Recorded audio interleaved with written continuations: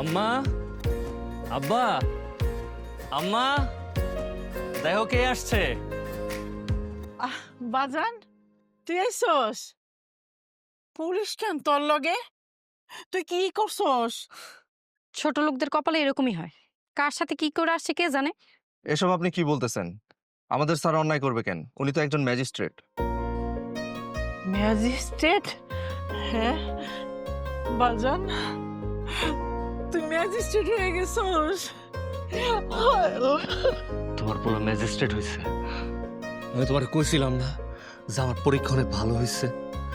BCS cadre হইয়া আমি একটা ম্যাজিস্ট্রেট হয়ে গেছি মা। আল্লাহ, আল্লাহ রহমান দেখছো? আলহামদুলিল্লাহ, আমার পোলায় যে ম্যাজিস্ট্রেট হয়েছে আমার সে কি খুশি লাগতেছে। হ্যাঁ, আমরা দুইজন সারাক্ষণ দোয়া করছি, হায় আল্লাহ আমার পোলা যেন বিসিএস ক্যাডার হয়। আমার পোলা স্বপ্ন পূরণ হয়েছে। আমাকে আসলে খুব ভালো লাগতেছে না গো। আম্মা, আব্বা, তোমরা আমার জন্য এতদিন অনেক কষ্ট করছো। তোমরা যদি না থাকতা তাহলে আমি কখনো ম্যাজিস্ট্রেট হইতে পারতাম না। আমি এতদিন ধরে আর শুধুমাত্র আজকের এই দিনটার জন্য অপেক্ষা করতেছিলাম। আর এতদিন যে তোমাদের সাথে অন্যায় করছে, আমার সাথে অন্যায় করছে, তারেও শাস্তি দেওয়ার জন্য এখন আমি প্রস্তুত। তাই আমি সিদ্ধান্ত নিচ্ছি, তারে আমাদের এই বাড়িতে আর রাখুন না। তারে আমি ডিভোর্স দিব। কি ব্যাপার, তুমি এখন এখানে দাঁড়িয়ে রয়েছো কেন?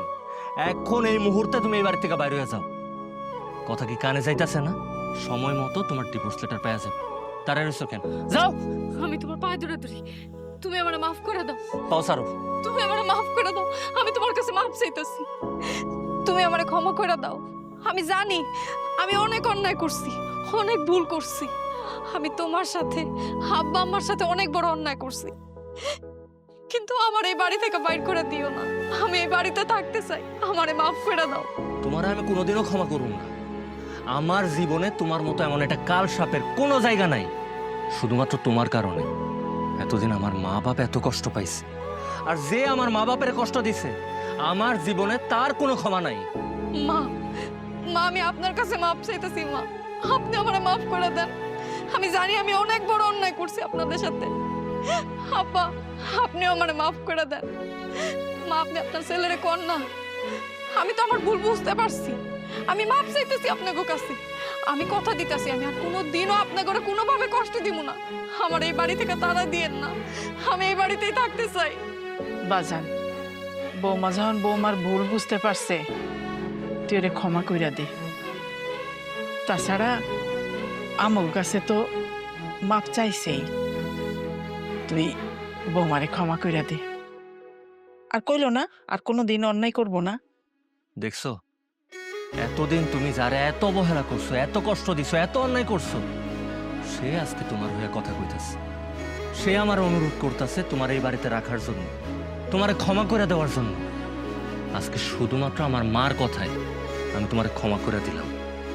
কিন্তু একটা কথা তুমি মনে রাখো, ভবিষ্যতে যদি আর কোনোদিন আমার মা বাবার সাথে কোনো খারাপ আচরণ করছো, তাদেরকে কষ্ট দিছো, সেদিন কোনো ক্ষমা পাইবা না। ঠিক আছে, আমি কথা দিতাছি আমি আর কোনো দিন তোমাকে কাউরে কষ্ট দিব না। জিত আর অহংকার করে কোনো কিছু ভালো হয় না, সবকিছু নষ্ট হয়ে যায়। তাই জিত করে আমি একটা ভালো কাজ করছি, সেটা হলো তোমারে বিয়া কইরা।